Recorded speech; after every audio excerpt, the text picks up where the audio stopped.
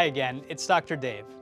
With the very contagious Omicron variant, it seems like we all know someone, including people who are vaccinated, who got COVID recently. But that isn't a cause for confusion. If you are vaccinated, you've taken the most important step to protect yourself from severe disease. And you're also protecting our hospitals and health workers. So thank you. Now it's time to stay up to date. Please get your booster shot today, and we'll beat this virus together. 본 프로그램은 호랑이의 해 2022년 범상치 않은 한 해, 범상치 않은 미래를 위해 함께 뛰겠습니다. 희망을 설계하는 전문가들의 은행, 뱅크 오브 호프가 지원합니다. 대한항공이 코로나19로 항공업계가 불황 속에서 힘든 상태에서 역대 최대 영업이익을 올렸습니다. 지난해 대한항공의 영업이익은 1조 4,644억 원입니다. 이는 기존 연간 최대 영업이익 기록인 2010년 1조 1,589억 원보다 늘어난 숫자입니다.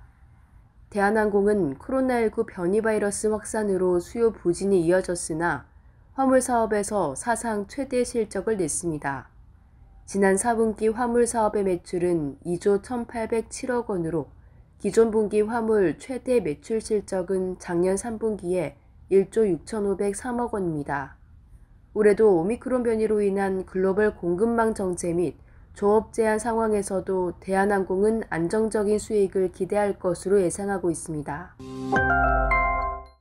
연준의 공격적인 금리 인상이 확실시되면서 주요국 통화와 비교한 미국 달러화 가치가 1년 6개월 만에 최고치를 기록했으며 원달러 환율도 연일 최고치 행진을 이어가고 있습니다.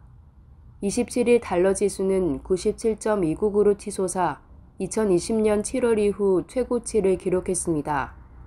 27일 하루 상승폭이 0.8%로 최근 2개월 내 가장 큰 폭으로 올랐습니다.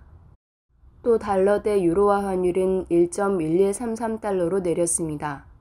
유로화 가치는 2020년 6월 이후 최저 수준을 기록한 반면 상대적으로 달러화 가치는 최고 수준에 올랐습니다. 일부 술이 코로나19 예방에 효과가 있다는 연구 결과가 나왔습니다. 중국 연구진이 레드와인이 코로나19 예방에 다소 효과를 발휘한다는 흥미로운 연구 결과를 과학 저널지에 발표했습니다.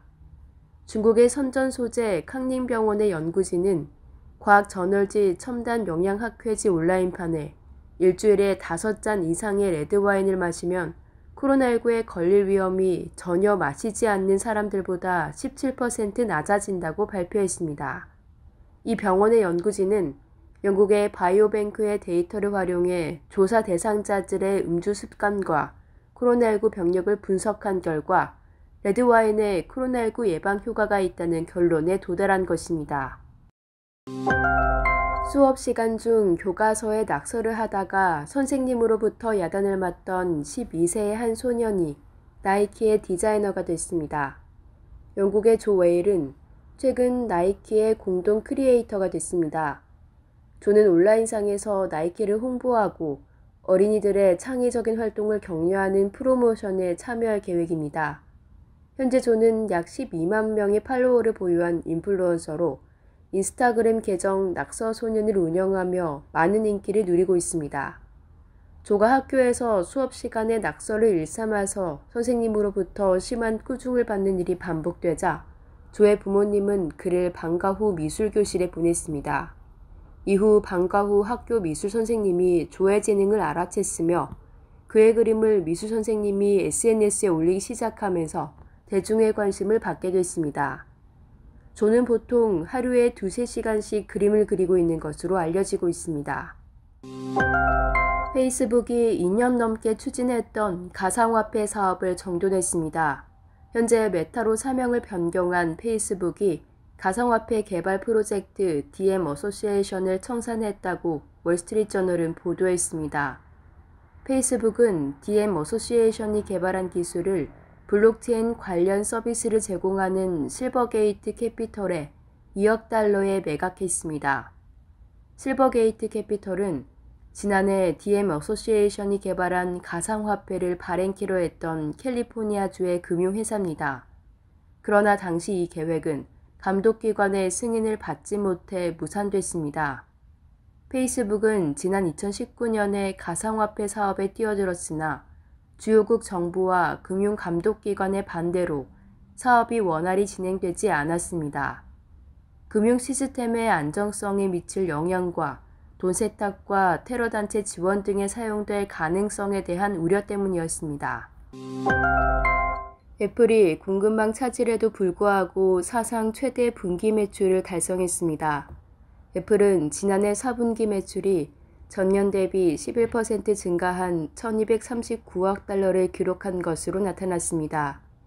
애플은 공급망 이슈가 실적에 타격을 줄 수 있다는 우려에도 불구하고 4분기 아이패드를 제외한 모든 제품군의 매출이 시장 예상치를 웃돌며 성장했습니다.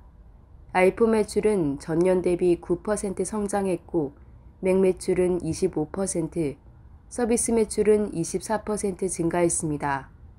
또 지난해 4분기 중국에서 6년 만에 스마트폰 시장 1위를 탈환했습니다. 팀 쿡 애플 최고경영자는 애플의 공급망 문제가 개선되고 있다고 밝혔습니다. 그는 가장 큰 문제는 칩 공급이라며 최첨단 분야에서 우리는 잘 해내고 있다고 말했습니다.